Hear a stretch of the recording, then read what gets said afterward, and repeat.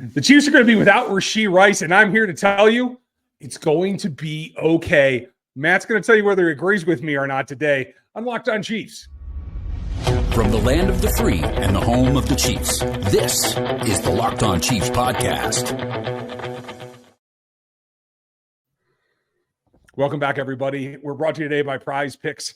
You can get in the action there. Go to prizepicks.com/LockedOnNFL and use that code, all lowercase, Locked On NFL. And you're going to get $50 instantly when you play $5. Super simple. Check out PrizePicks.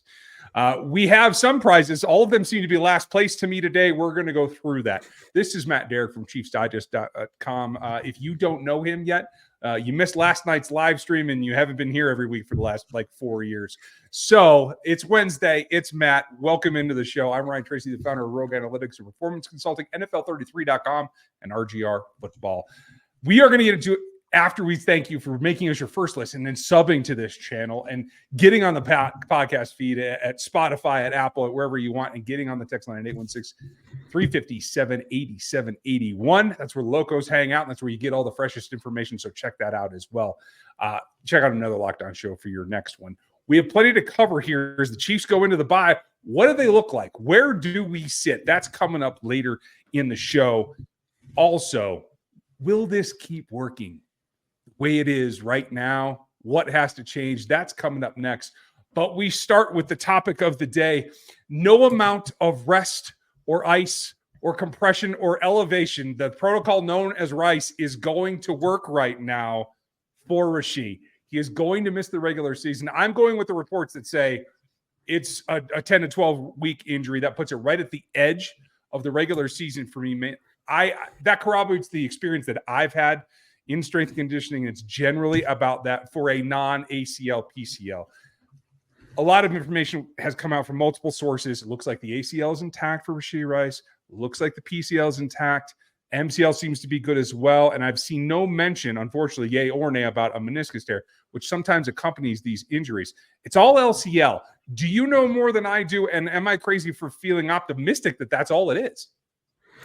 No, I don't think you're crazy that it's as optimistic as it is, and that appears to be the extent of the damage.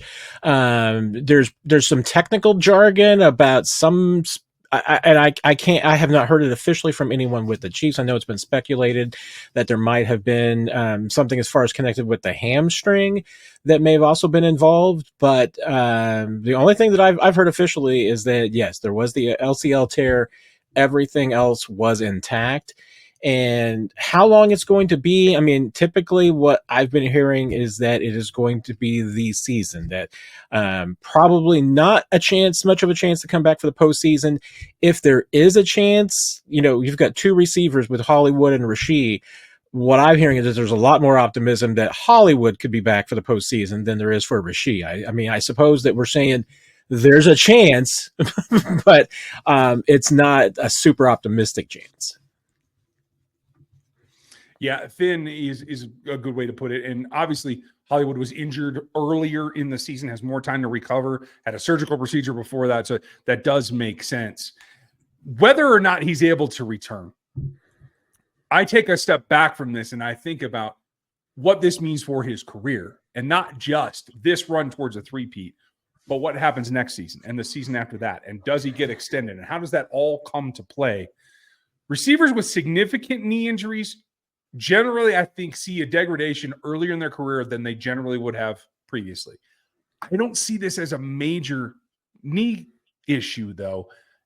How do you see this, and what does it change for your prognosis for Rashee's career in Kansas City? Yeah, it doesn't at this point. No one seems to be concerned really about the long term.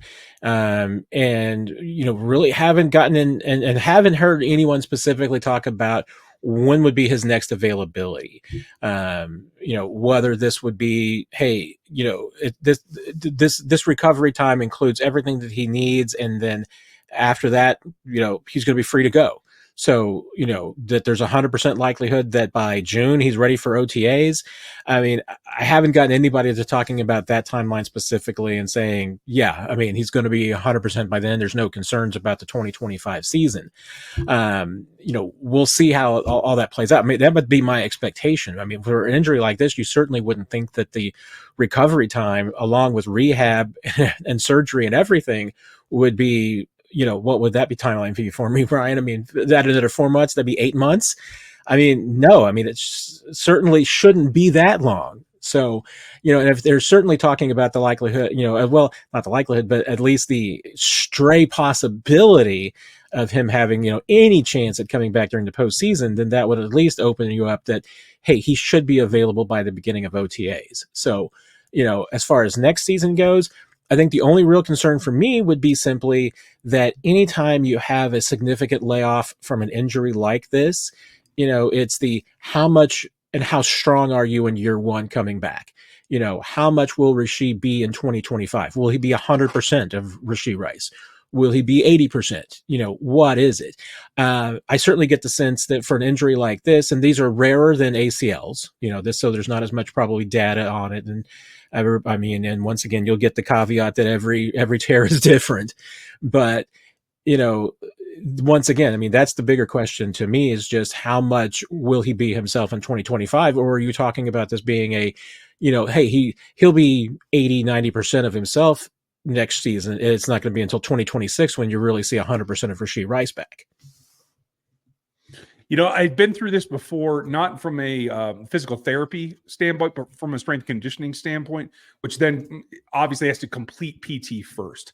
You're going to have the procedure, you go through PT, then I would get a patient like this. And generally, if the knee is stable, meaning ACL, PCL, and you have that as an external stabilizer and brace, you're able to train relatively well weeks, not months, after an injury like this. Obviously, there's been a lot of swelling in this case. It's part of why this has been delayed. So while I don't know this case in particular, my personal experience in rehab and reconditioning athletes with this is that it is something that can be worked on, and you don't have that kind of like deleterious effect where you're a couch potato for a couple of months, right? So I'm optimistic, and I'm going to think that definitely by next season, that should be that. But you bring up a really good question. If he were able even to get cleared by the postseason, that is a different beast to get back out on the field. Suppose it happens the last week of December or January 1st. I don't see, unless he is able to train up to that point and ready to go by the 31st of this year, by New Year's Eve, I don't see there's any way that he could play even a Super Bowl this season unless this is pretty exemplary recovery. Should we brace ourselves for the Chiefs to make a move, putting him completely on IR and just calling it a season? Yeah, I mean, I think that the general, at least, I think that the best way to sum up the kind of view on this in the organization that I've gotten from people is expect him to be out for the season. If you get anything from Rashee Rice this year, it's a bonus. I don't think that they're banking on anything. I mean, I think that the marching orders that I think that, and certainly get the sense that Brett Veach is giving his staff is going to be, let's assume that we're not going to have Rashee. Don't count on that as being a possibility as far as how you go about the next month and go into the trade deadline and everything. So yeah, in that sense, it's definitely treat this as though anything that you get from Rashee in 2024 is a bonus. That doesn't mean you're going to get it, but if you do get anything, that's just additional on top of what you have and what you're going to have once you get to the trade deadline, November 5th. Let's call it a bonus. We're going to talk about trades later in the show, folks, but they've been able to adapt so far. Can that continue to work? That's coming up next. PrizePicks is America's #1 daily fantasy sports app with over 5 million active users. It's the easiest and most exciting way to play daily fantasy sports. And unlike other apps, PrizePicks, you just bet you against the numbers. Super simple. All you have to do is go more or less on 2 to 6 players of your choosing in a projection and watch the winnings roll in. Right now, they're giving you a deal. Caleb Williams, 1 yard. We've seen this deal for Patrick Mahomes before. Every week in September, that's right. You only need 1 yard to get a win right there. 4 weeks for free W's is what you're looking for over on PrizePicks. I really love that one. I love the over-under on Patrick Mahomes because it's about targets versus yards, and you can always get something that's Chiefs-related as well. So check it out. Download the PrizePicks apps right now. Use our code LOCKEDONNFL, and you get $50 instantly when you play $5. That's code LOCKEDONNFL on PrizePicks to get $50 instantly when you play $5. You don't even need to win to receive that 50 bonus. It's guaranteed. PrizePicks, run your game. Folks, if you want all the information that Matt is putting out, go to ChiefsDigest.com and Chiefs Digest here on the YouTube platform. I have a column coming out on NFL 33 tomorrow about what's going on around the rest of the league who might be interested in trading some assets here. So make sure you go and sub to NFL 33 as well. And you can always find our work over in RGR Football. Matt, they've pieced it together. They've been able to get more run game. They've been able to get guys to step up. Is this sustainable right now in your view after the bye? Yeah, that's kind of the magic question, and it's almost kind of a loaded question to a degree, Ryan, because, to me, it's, what is this? I mean, what are the Chiefs right now? I mean, defensively, I think we know that they're playing really well. You've got a lot of known quantities. You know exactly what to expect. And honestly, I mean, you feel like even the Chiefs might be able to sustain, even some bad luck and some injuries on that side of the football. So far, they've been extremely fortunate. I mean, all the injuries have been on the offensive side. Defensively, they're not only have they been healthy, but they should be getting resources back. They should get Charles Omenihu back here in the second half of the season. You should start to get some, contributions from this rookie class that they've been kind of holding in reserve. And Jaden Hicks is going to be, I think, a big part of that in the second half as far as, getting him out there. And I'm not saying he's going to be a starter, nothing like that. But, this rookie class for the Chiefs, they've really been kind of doing what they want to do with rookies, ideally, which is to bring them along slowly, let them have a period of time to get their feet wet, to get established and manage their workload so that they're not trying to play a 21-game season, and they're really giving them more like a college season, so that when they do get in there and play, that they're not hitting that rookie wall. Offensively, though, it's great that you're able to get guys like Kareem Hunt and Juju Smith-Schuster to come in. But when you ask me, is this sustainable? It's like, can you sustain it? Basing it, the majority of your contributions being guys who weren't with you the entire offseason, that you just, were able to get off the street. That's concerning to me. That's a problem. I mean, because you can't always bank on that every single week. You can't always necessarily bank that Juju's going to give you 130 yards. I think you might be able to bank that if Kareem's healthy, that maybe he can be a 100-yard guy. He's really impressed me so far. But you need other players to contribute. And certainly part of that is, if Pacheco is able to come back, you'll feel like you've got a really loaded backfield at that point. But, at the receiver spot, this team needs some guys to contribute. I mean, I was talking about the rookies on the defensive side. Ideally, if you're the Chiefs, you love for Xavier Worthy to be in that situation where he's kind of able to come along slowly, contribute in the second half. But with the injuries, I mean, he's getting the Rashee Rice treatment. I mean, now they need him to produce. They need him to be the first-round draft pick sooner than later. And so you need that. Have you gotten a consistent contribution from Rashee Rice or from Xavier Worthy every week? Not yet. And then who else is going to step up? I mean, have you been getting consistent contributions from Justin Watson? You certainly, Sky Moore's had his struggles. The Chiefs haven't really, until last night, Monday night rather, given much of a, chance to McCole Hardman. He got some, but, and that's another player that you need some contributions from. You need these other players to pick it up and add something to it. It can't be that you're just trusting guys off the street that weren't with you in July and August to, be the majority of your offense at this point. I think I completely agree with you. The only caveat I will make, and I said this on RGR last night in postgame, and it rings true for me today, even a day removed. The difference is for me that these guys have been in the system before. So Kareem Hunt, obviously a very long time. Let's be honest, the running back position is not as different today than it was then as the wide receiver position has become. So I do think there's an evolution there. But for Juju, having only been one season removed and obviously healthier than he has been, I think that eases it. And the thing that I love that Andy Reid does, and this is how I see it, you tell me if I'm over-exaggerating here, I still think he is elite, best in this league at asking his players to do things they're good at and not making them perform things that they are either subpar at or doesn't allow them to excel. And by doing that, I think if you go back to having those games that we had a few years ago where it was 7, 8, 9 people catching passes from Mahomes, I think that leaves everybody their niche and you can get that group contribution. Will that work in your opinion? Yeah, that's a really good question because, at that time when the Chiefs were getting those kind of contributions, I mean, honestly, it was from a wide group, but it was a streamlined group. It was a matter of the case that it was like everybody in the roster, that was active was getting contributions. I mean, all 5 of your receivers, all 3 or 4 of your tight ends, all 3 of your running backs. I mean, that's how you were getting to like 11 players, catching passes because everybody who played caught a pass. But now, with this group, I mean, yes, injuries have whittled it down so that you had 5. But, for instance, last week, the Chiefs prepared 7 receivers to potentially play because, they were making sure that Nico Remigio and Justin Watson could step in, especially because of Mecole Hardman's knee injury. They were making sure that both those guys were potentially ready to play.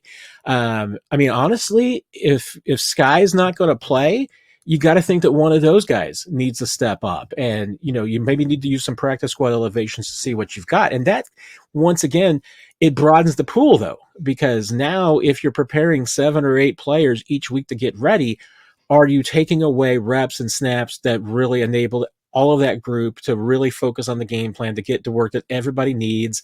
And then, Mahomes too, Mahomes now, instead of maybe getting on the same page with 10 or 11 targets, maybe now it's, 8 receivers that he's working with. And obviously there's the 4 tight ends.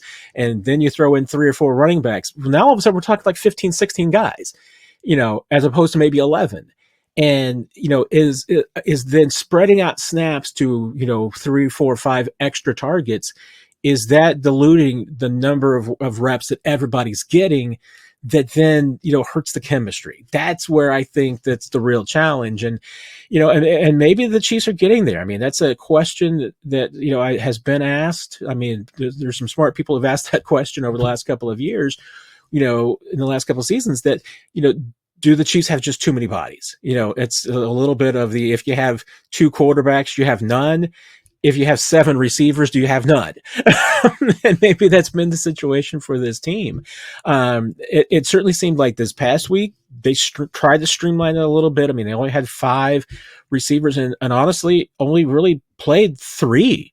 By and large. I mean, Mecole got some snaps, but Sky really didn't get any work at all. So it was a really narrowed down group in that regard. And what happened? I mean, you saw Mahomes had a really good day and the offense had a really good day. So is there some benefit to that?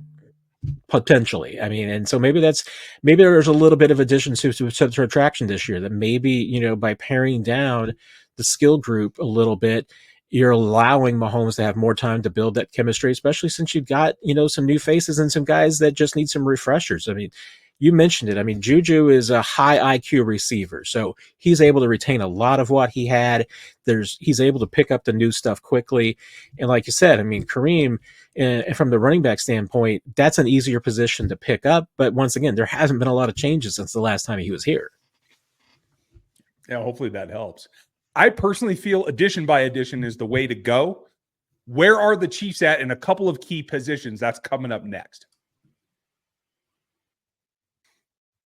Hey there, NFL fans. You can get started right now with a big return with FanDuel, America's #1 sportsbook.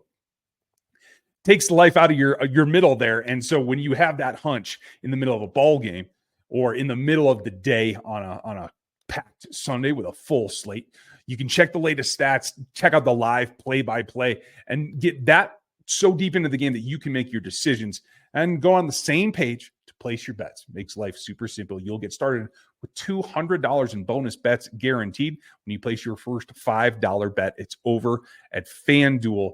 There's a lot of options there, especially when Patrick's throwing interceptions early or we're running the ball really good. You never know what's going to happen, but if you have a gut feeling, check it out at FanDuel.com. Folks, our sponsor, Hillsdale College, is offering more than 40 free classes right now for you online, including things like the Great American Story, A Land of Hope, all the way down to the Roman Empire. You can get it all on there for free. All of Hillsdale's classes are self-paced. You can start whenever you want to. You can tune in wherever you want to. You can do it on the go. It's all up to you. You can go deeper with readings, quizzes, and discussions and get it all there. It's at hillsdale.edu/lockedon to enroll. There's no cost. It's easy to get started. Hillsdale.edu/lockedon to register.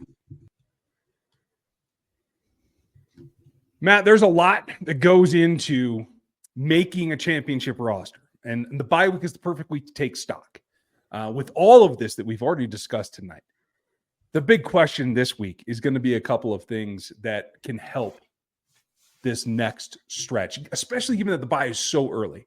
It's going to be a wide receiver trade. And like you were just saying, addition by subtraction seems to have worked this last week. Addition by addition may work going forward. There's a couple of big names out there. A lot of rumors the Chiefs are going to go after somebody now that they understand what the timeline is in Rashee.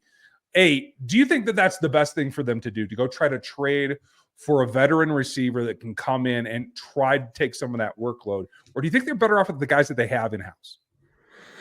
Yeah, I mean, that's the magical question. And, I think it's a difficult one to really get to, because I think there's a strong temptation to, with the injuries that you suffered at the receiver position. And like I said, when you're working in the default position that you're just simply not going to have Rashee Rice and and Hollywood Brown rather, and you're going to have to think about it in those terms. Just believe that anything that you get from those guys is a bonus, that if you get it, but you're going to plan for not having it.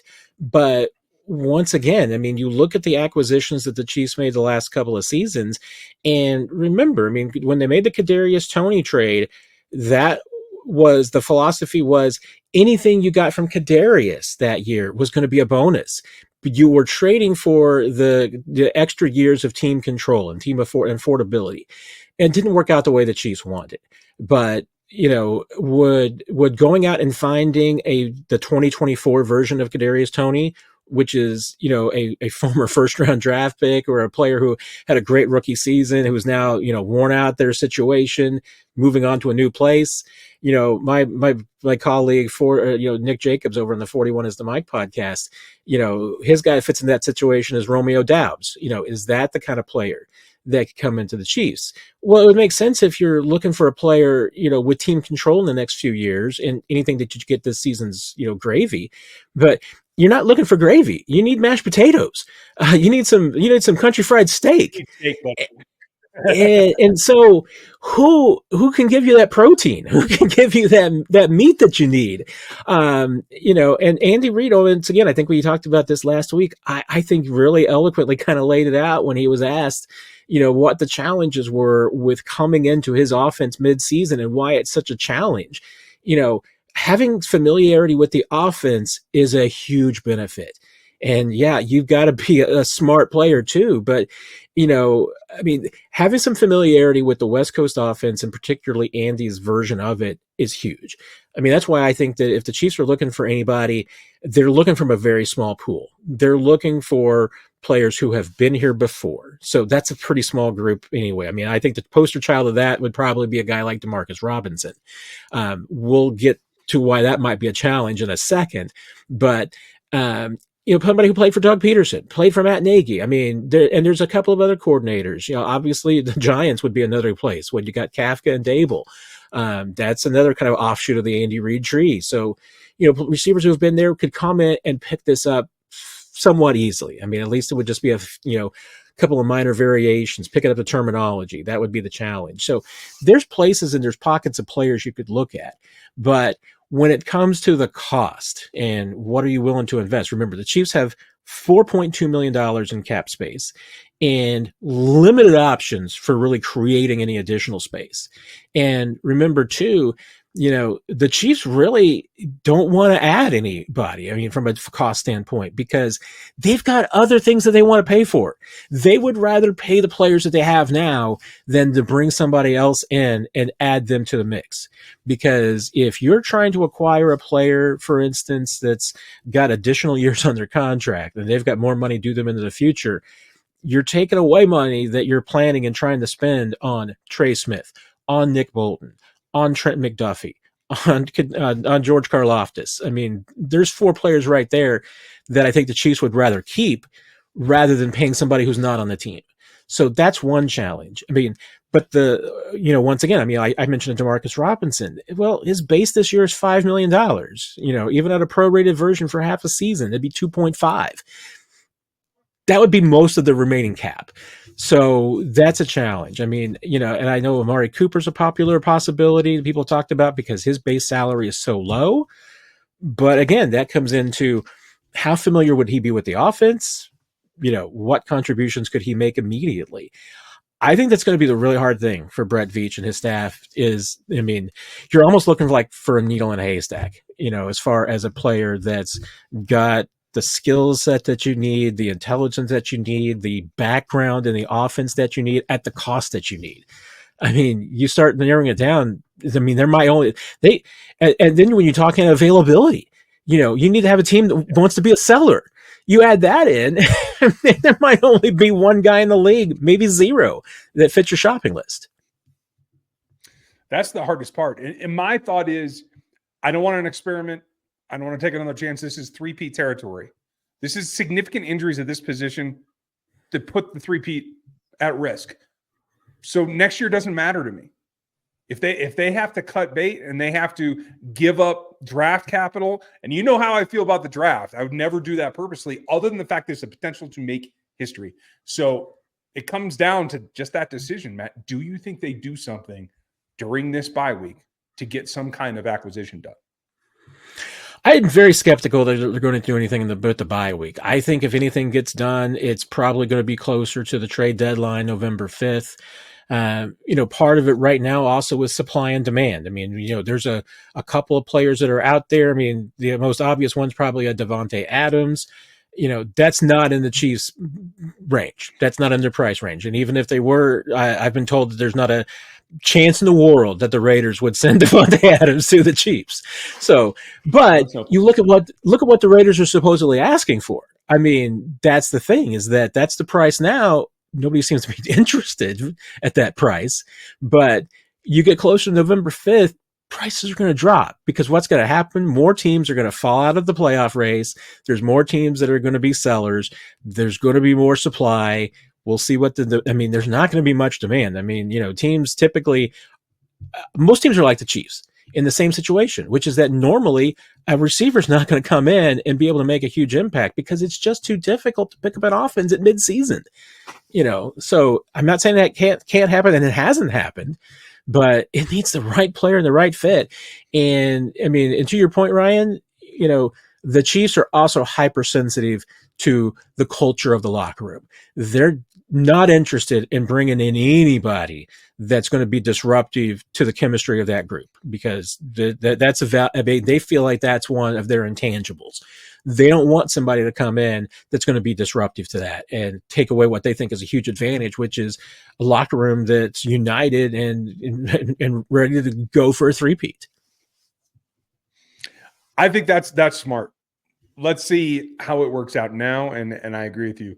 Halloween's going to be an interesting time of year this year, if for no other reason than what is going to go on with that trade line. Matt, thank you for giving us your insight and your perspective on this team that I cannot even touch. And thanks for talking me off the ledge one more time. Now I want to see who's going to go as a wide receiver of their choice for Halloween. I mean, that might be the costume to go for in Kansas City. Right? I mean, I got a couple ideas, folks. We'll tune in. We'll give you a snapshot. Make sure that you check out ChiefsDigest.com and Chiefs Digest here on the YouTube platform. RGR Football, NFL 33. Check them out as well. I would appreciate it. Thank you for your time. Go to the next Locked On show that is in your queue, because you want to hear from them every time. Matt, thank you again. Have a great day, everyone, and we will catch you next time.